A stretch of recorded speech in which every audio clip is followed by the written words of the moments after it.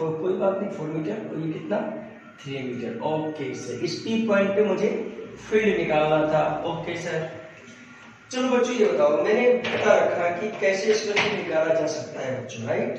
कैसे बच्चों बोलो, सोचो ये अगर इधर है, करंट इधर है, तो करंट इधर है, यहाँ पे निकालना था, तो इससे जस्ट नॉर्मल, तो मैंने सिखा रखा था कि ये जस्ट नॉर्मल देगा, मतलब ये जो लाइन ज्वाइनिंग होगा उसके जस्ट ये नॉर्मल देगा, राइट? ओके सर, ठीक है सर, ये मैग्नेटिक फील्ड देगा। ओके सर, अच्छा ये इनफिनाइट वायर है ना, तो देखो इनफिनाइट वायर है, तो ये जो डिस्टेंस है वो नॉर्मल टू द वायर है, मतलब ये डी दे देगा, क्योंकि इन्फिनिटी वायर होता है और डी डिस्टेंस में फील्ड का वैल्यू भी पता होता है, इस तरह बता रखा हूँ, राइट? ओके, तो बताओ उसका वैल्यू क्या होगा, सोचो एक बार, उसका वैल्यू क्या होगा?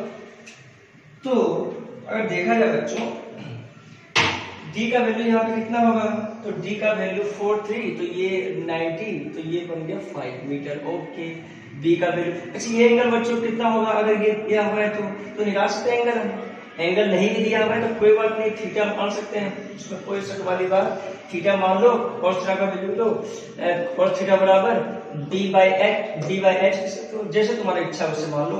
अच्छा ये बताओ, cos थीटा बराबर 4/5, तो थीटा का वैल्यू कितना बच्चों, 37 डिग्री, मतलब ये एंगल कितना होगा, 37 डिग्री होगा। ओके सर, अच्छा ये 37 90 ये कितना 53। ओके सर, 53 हो गया। अच्छा ये 53 है, ये 53 है, और सोचो ये इसमें नॉर्मल है, तो मुझे बताओ ये एंगल कितना होगा बच्चों, सोचो ये वर्टिकल, ये हॉरिजॉन्टल, ये 37, ये 37, ये 37 हो गया, तो ये कितना 53, इसमें कोई शक वाली बात नहीं है। सेम लाइक इसका सोचो, इसका इधर करंट है, इधर की ओर इधर भागेगा, इधर मतलब कहीं ना कहीं फील्ड इधर होगा, इसलिए इधर होगा उसका। अच्छा ये बताओ इसका फील्ड इधर क्यों होगा, चलो वो बाकी बात बताऊंगा, उससे पहले ये एंगल मिल गया, अब मैं इसे डिलीट कर रहा हूँ, ये 53 मिल गया, ठीक है?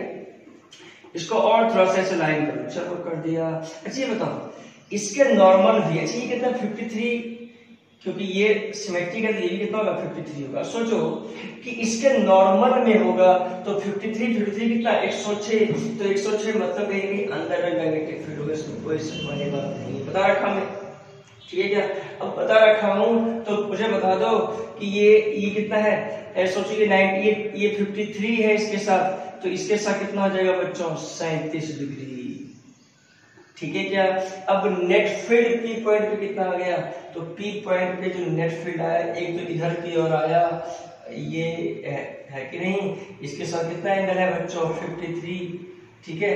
और वर्टिकल के साथ इसका एंगल कितना है बच्चों 37, तो इसका भी कितना हो गया बच्चों 53, इसमें कोई शक वाली बात नहीं है, ठीक है क्या? ओके सर, अच्छा ये बताओ ये भी, तो ये भी तो सेम करंट है, डिस्टेंस भी क्या है सेम है, तो मुझे बताओ नेट फील्ड का वैल्यू कितना होगा, तुम चाहो तो एक्स वाई में कर दो, या तो नेट वेक्टर फॉर्म तुम्हें पता है, नेट वी वेक्टर फॉर्म का वैल्यू कितना होता है, तो वेक्टर, अच्छा बी का वैल्यू क्या होगा, तो इन्फिनिटी वाई का क्या होता है, mu naught I upon 2 pi naught R, या तो 2 पाई नॉट डी, है कि नहीं? क्योंकि इन्फिनिटी वायर sin θ1 sin θ2, अरे होता है इन्फिनिटी वायर, क्या होता है इन्फिनिटी वायर का, mu naught I upon 4 pi D sin θ1 plus sin θ2, तो sin θ2 मुझे पता है इन्फिनिटी वायर का mu naught I upon 2 pi D, D कितना 5 ये होगा, इसका भी वही वैल्यू होगा, तो रूट अंडर कितना हो जाएगा बोलो, तुम चाहो तो इसको सॉल्व कर लो, या तो एक्स वाई में चेंज कर लो, तो मुझे बताओ इधर वैल्यू कितना होगा, बी नेट हो जाएगा, इसका बी कॉस 53, तो बी कॉस 53, इसका भी बी cos 53 2 times answer 2 into mu naught I upon 2 pi, मतलब 10 पाई cos 53 का वैल्यू कितना होगा, cos 53 का वैल्यू 3/5 होता है बच्चों, ये वैल्यू होता है। ओके, तो कितना आ गया, इसका आंसर लिख लो 6 म्यू नॉट आई अपॉन 50 पाई टकला। ओके, ये मैग्नीफिकेशन, तो ऐसे न्यूमेरिकल बच्चों तुम्हें आना चाहिए। ओके सर, आ गया सर, क्या ये सब न्यूमेरिकल बन जाएगा बच्चों, ये सब बन जाएगा सर। अच्छा ये तो बच्चों इसमें कोई खास बात है क्या, इसमें कोई रॉकेट साइंस नहीं है, इसमें कोई दिक्कत नहीं होना चाहिए। ओके, चलो ऐसा न्यूमेरिकल लेक्चर इससे पिछले वाले लेक्चर में हो रखा है, मैंने 2 एग्जाम्पल दिया था इससे पिछले वाले लेक्चर में, एक बार देख लेना, जिसको ये समझ में नहीं आए इसका प्रीवियस लेक्चर में चले जाना, समझ में आ जाएगा, उसमें मैंने अच्छे से डिटेल में बता रखा हूँ। ओके, इस बच्चों एक बात मैं इसमें लिखा था कि सर्कुलर करंट जो होता है, सर्कुलर करंट आई है, ठीक है, करंट आई है, सेंटर पे फील्ड का वैल्यू कितना होगा बच्चों, तो मैंने दिखा रखा, ये अगर करंट है ऐसे घुमाओ, इट रिप्रेजेंट मैग्नेटिक फील्ड, तो डॉट डॉट मतलब ऐसे बाहर, तो अंदर में फील्ड का वैल्यू जो होगा वो क्या होगा बच्चों, आर, उसका रेडियस तो आई अपॉन 2r।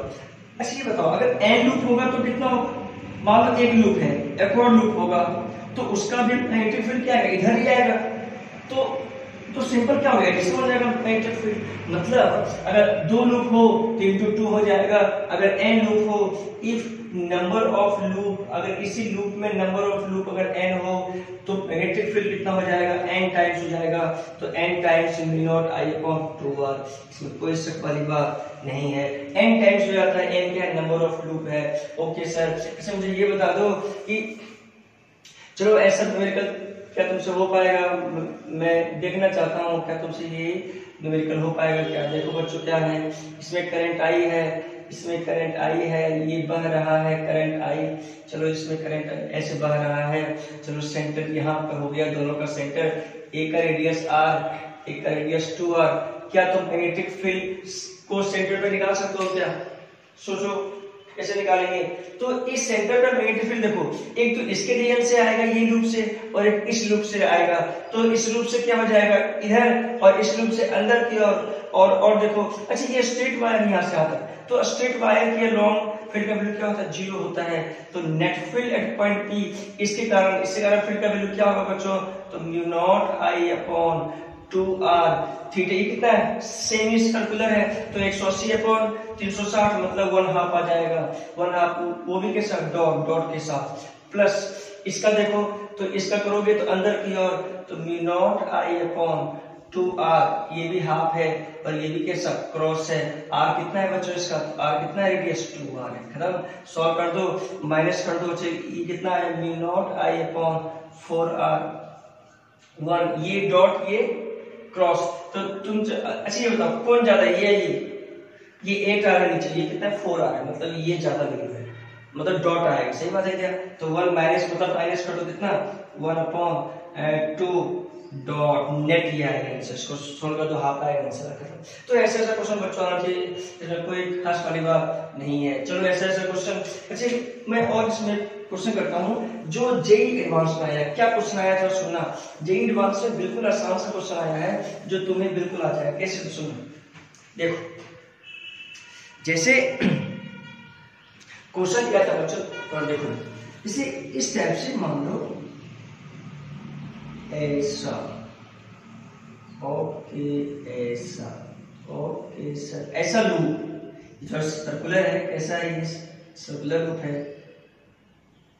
ठीक है, सर्कुलर लूप है, ठीक है सर, एक का रेडियस ये a है और एक का रेडियस b है, ओके सर, छोटे वाले का रेडियस a, बड़े वाले का b, ठीक है, करंट कहीं ये वायर ऐसे है और ये ऐसे से करके मुड़ा है, ठीक है, क्या ऐसे करके मुड़ा हुआ है, ऐसे करके मुड़ा हुआ है, यहाँ पे करंट बाहर है, मान लो इसमें करंट का वैल्यू क्या है, I करंट है, ओके सर, करंट कितना है I, मतलब ऐसे कहीं करंट आ रहा होगा इस वायर में और ऐसे करके ऐसे है, ठीक है क्या बच्चों, ओके सर, तो करंट I ऐसे घूम रहा है और निकल रहा है करंट I, ओके ऐसे निकल गया, ठीक है, बोलता है कि सब मुझे बताओ कि सेंटर पे फील्ड का वैल्यू कितना होगा, ये सेंटर पे वायर यहां से स्टार्ट किया, सेंट्रल फील्ड का वैल्यू, सोचो बच्चों अगर एक लूप होता तो क्या होता, अच्छा ये बताओ इसमें नंबर ऑफ टर्न्स कितना है, मुझे पता है क्या, सोचो नंबर ऑफ टर्न्स मुझे पता है क्या, सोचो अगर एक लूप होता तो उसका आंसर क्या आता, mu naught I upon 2r, अगर r उसका रेडियस है, इसमें लूप वेरिएबल है, मतलब एक देखो तो लूप का रेडियस क्या है, वेरिएबल है, जो इनिशियल रेडियस है वो a है और जो फाइनल रेडियस होता है b है। ओह, इसका मतलब अगर मैं छोटे सा लूप ले लूं इसमें से, जैसे मान लो मैंने छोटा सा मान लिया कि इसमें dn टर्न्स है, मान लिया कि इसका रेडियस x है, इसका विड्थ कितना है dx है। ओहो, अच्छा ये बताओ dn क्या होता है? तो स्मॉल नंबर ऑफ टर्न्स, और n क्या होता है? तो नंबर ऑफ टर्न्स। तो स्मॉल नंबर ऑफ टर्न्स यहां से कैसे निकालेंगे बच्चों, बताओ। अब सोचो, क्योंकि मुझे पता है अगर मुझे इस वायर में जो करंट है उसका वैल्यू अगर मुझे निकालना है, इस वायर में जो करंट है उसका फील्ड अगर मुझे सेंटर पे निकालना है, ये किसी भी x पे ले लेंगे, और x क्या है? वेरिएबल है a से लेके b तक। सोचो कि किसी भी सेंटर पे जो फील्ड का वैल्यू होगा वो क्या होगा? तो μ0I/2x, ठीक है क्या? इस सेंटर पे होगा, लेकिन नंबर ऑफ टर्न्स का वेरिएबल है जो, और सर्कुलर लूप क्या है? एक लूप तो है नहीं, तो हम क्या करेंगे? इनटू dn लिखेंगे। dn क्या है? तो स्मॉल नंबर ऑफ टर्न्स। जैसे अगर नंबर ऑफ टर्न्स n हो तो n इंटू हो जाता है, यहाँ पे स्मॉल माना क्योंकि ये वेरिएबल है। अब सोचो जरा, मुझे पता है कि b माइनस a में, हाँ और क्या बोला? सुना जाए, बोला है कि इसका नंबर ऑफ टर्न्स n है। नंबर ऑफ टर्न्स कितना है? पूरा n। तो नंबर ऑफ टर्न्स क्या है? तो एक टर्न्स ऐसा, दूसरा टर्न्स, तीसरा टर्न्स n है। ओह, अच्छा ये बताओ b माइनस a क्या है बच्चों? तो b माइनस a मतलब टोटल टर्न्स यहाँ पे, यहाँ पर। तो b माइनस a में मान लो टर्न्स कितना है? n टर्न्स है। n टर्न्स क्या है? गिवन है। तो मुझे बताओ कि dx में, dx क्या है? तो dx एक विड्थ है, और b माइनस a ही क्या है? विड्थ है, यहाँ से यहाँ तक। dx विड्थ में कितना टर्न्स होगा? तो n upon b minus a into dx। समझ में आया बच्चों क्या है? तो ये निकल गया dn। तो dn का वैल्यू रख दो। ये magnetic field, small magnetic field due to small turns, तो dv का वैल्यू कितना आ गया? μ0I/2x, और dn का वैल्यू n upon b minus a into dx। Okay, integration ये कहां से कहां तक वेरिएबल है? तो मैग्नेटिक फील्ड सेंटर पे μ0I/2 b minus a into n integration dx by x, कहां से कहां तक लेके x है? तो a से लेके b तक, a से लेके b तक। लो आंसर आ गया। अब तुम्हें इंटीग्रेशन अगर आता है तो इसमें कोई खास बात नहीं। μ0ni/2 b माइनस a, बोलो ln x कहां से कहां तक बच्चों? a से लेके b तक। तो क्या आंसर आ गया? देखो मैग्नेटिक फील्ड एट सेंटर, ये जेई एडवांस का क्वेश्चन है, जेई एडवांस का क्वेश्चन है, ये क्वेश्चन आ रखा है, इसमें कोई शक वाली बात नहीं है। ओहो, ये बताओ कितना वैल्यू आ गया बच्चों? तो μ0ni बोलो upon 2 b minus a ln b by a। अरे ln x है ना, तो ln b minus ln a, तो वो आएगा b बाय a। सॉल्व कर लो, आंसर गेट।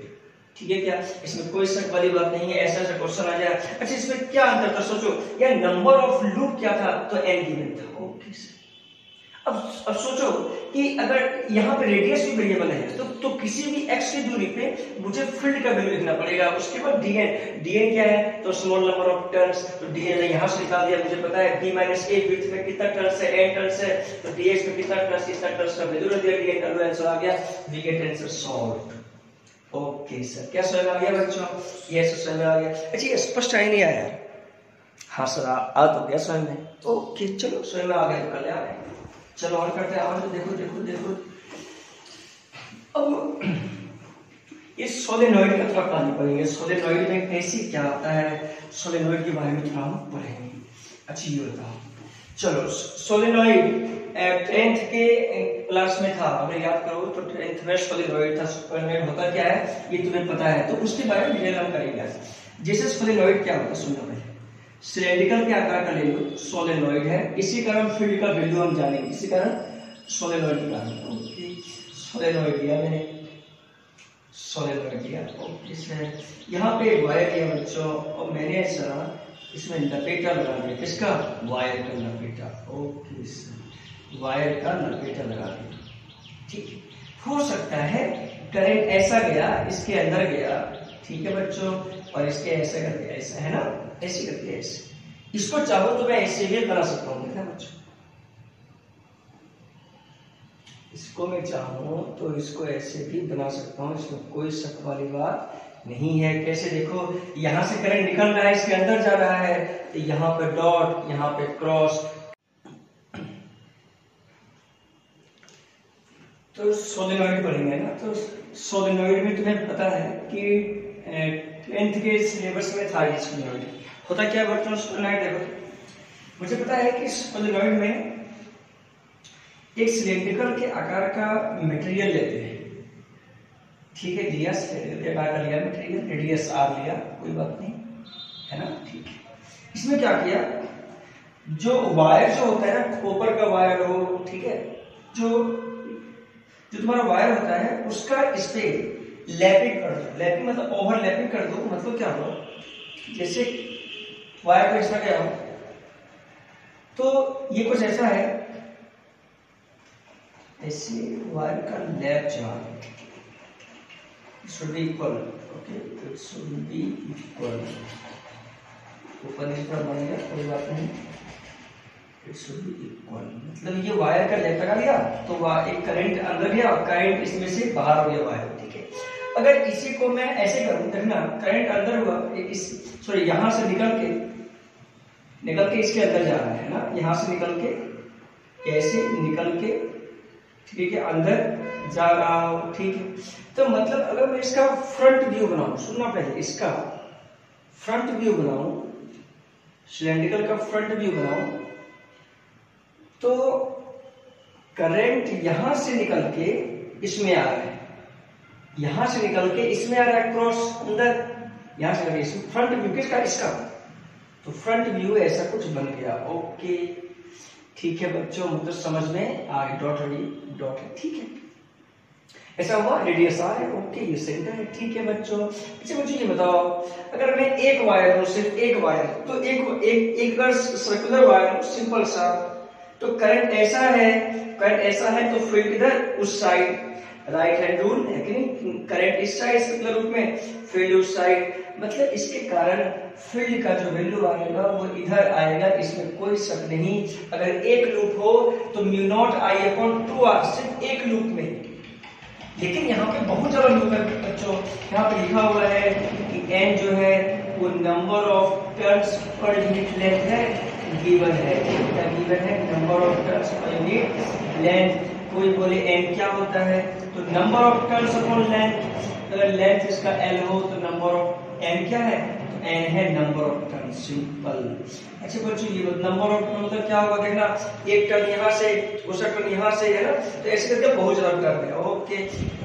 तो number of turns per unit length equal to number of turns upon its length, okay. इसको लिखा जाएगा dn अपॉन dl भी, dn क्या है, स्मॉल लेंथ में स्मॉल टर्न्स, ऐसे लिखा सकता है, बिल्कुल ठीक है, एक टाइप का डेंसिटी तो है, ओके, ठीक है सर, करंट निकल के अंदर जा रहा है, ठीक है सर। अच्छा ये बताओ, कोई एक सर्कुलर वायर होता है, इसके कारण x की दूरी पे जो फील्ड का वैल्यू होता है, करंट आई मान लो फील्ड का वैल्यू होता है, वो क्या होता है, तो mu naught I R square upon R square plus X square 3/2, यहाँ पे क्या आएगा 2, है ना, ऐसा फॉर्मूला है। मतलब एक सर्कुलर वायर का अगर यहाँ पर n अगर नंबर ऑफ टर्न्स लगा हुआ हो, इसी में लपेटा लगा हुआ नंबर ऑफ टर्न्स, तो n इंटू हो जाएगा, सही बात है क्या, यस सर सही बात है, ओके सही बात है, n टर्न्स हो तो इंटू n हो जाएगा, अगर एक हो तो एक, अगर n टर्न्स तो n, ओके। अब थोड़ा यहाँ समझना बात, फ्रंट व्यू बनाया, तो फ्रंट व्यू मैंने एक सर्कुलर रिंग भी होगा यहाँ पे, तो सर्कुलर रिंग का मैंने ऐसा फ्रंट व्यू बनाया, सुनना पहले, फ्रंट ये क्या है, तो सर्कुलर रिंग है, सुनना, ये सर्कुलर रिंग है, ठीक है। इसमें नंबर ऑफ टर्न्स कितना है, तो dn क्या है, इसमें number of small number of turns, और इसका लेंथ ले लिया dx, है ना, लेंथ क्या ले लिया बच्चों, dx, तो लिखा जाएगा n इंटू dx, n क्या है, तो n है number of turns unit length, तो dx क्या है, तो इसका लेंथ कितना है, माना मैंने dx स्मॉल dx, क्योंकि स्मॉल इसमें टर्न्स होगा, नंबर ऑफ टर्न्स होगा, तो नंबर ऑफ टर्न्स बराबर n इंटू dl, मतलब n into dx number of turns, ठीक है, x मान लेते हैं। अब इस रिंग के कारण इस x की दूरी पे मुझे बता दो फील्ड का वैल्यू कितना होगा बच्चों। ऐसे बच्चों ये भी बता दो मुझे कि ये थीटा है, ओके सर, ठीक है, ये क्या है, थीटा है, ओके सर, ये थोड़ा ये विड्थ है ना, तो ये डी थीटा है, ओके सर, डी थीटा है, ओके सर, इसका विड्थ कितना है बच्चों, डीएक्स मान लिया, ओके सर। तो ये सर्कुलर टर्म्स है, इसके कारण एक्स की दूरी पे जो फील्ड का वैल्यू का वो क्या होगा, a small magnetic field due to this loop.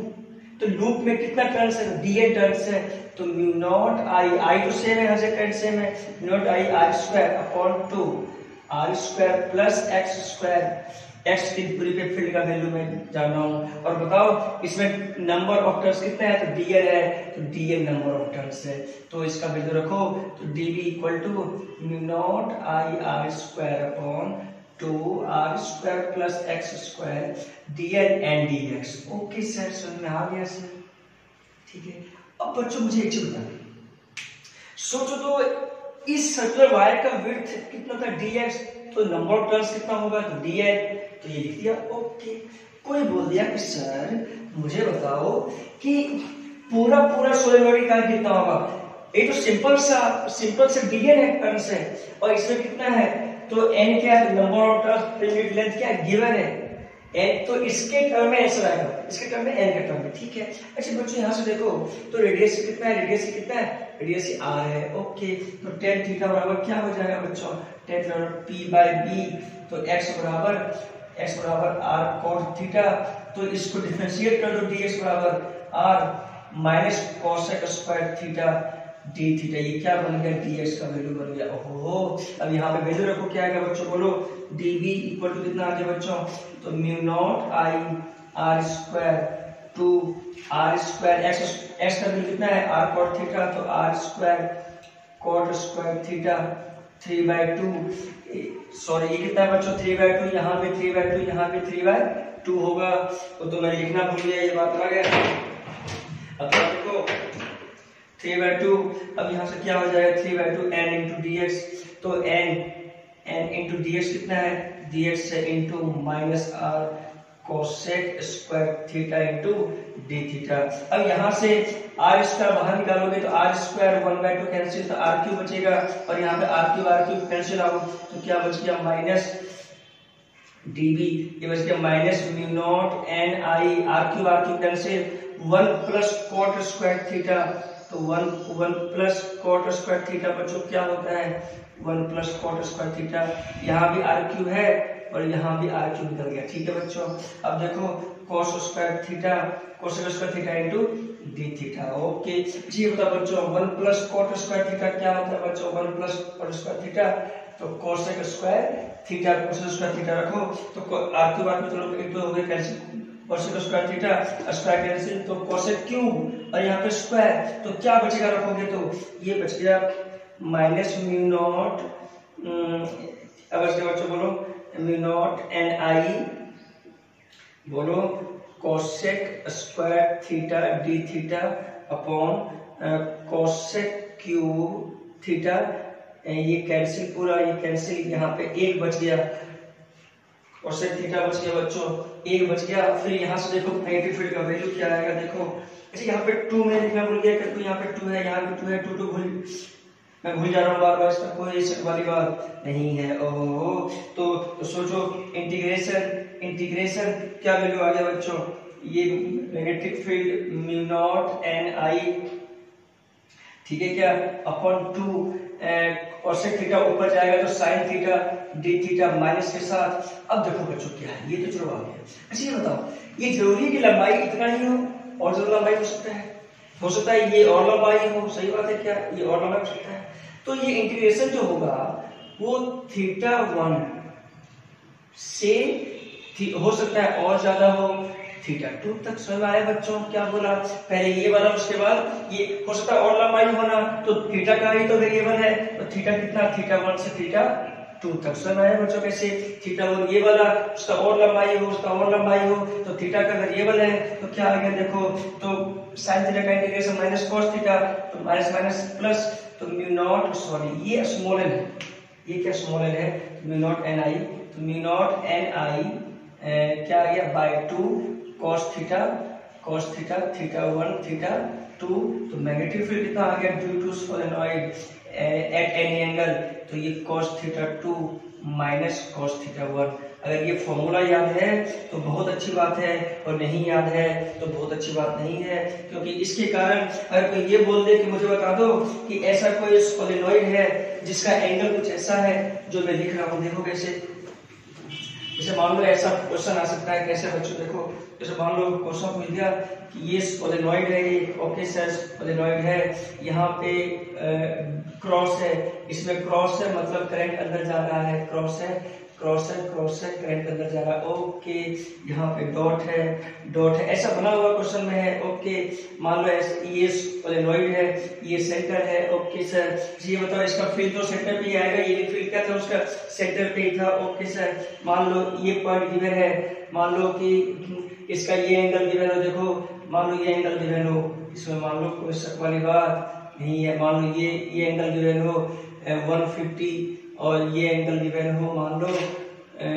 ये एंगल गिवन हो 60 डिग्री, तो मुझे बताओ यहाँ पे मैग्नेटिक फील्ड मतलब मैग्नेटिक फील्ड सेंटर पे क्या होगा ड्यू टू दिस सोलेनॉइड। तो थीटा 1 का वैल्यू कितना है बच्चों, थीटा 1 कितना है 150 और थीटा 2 कितना है 60, तो cos 150 का वैल्यू कितना होगा, तो -√3/2 cos 180 माइनस 30, 180 माइनस 30 तो minus cos 30 minus cos 30 minus √3/2 और cos 60 का वैल्यू तुम्हें पता ही है क्या होता है, हाफ होता है, वैल्यू रख दो थीटा 2 थीटा 1।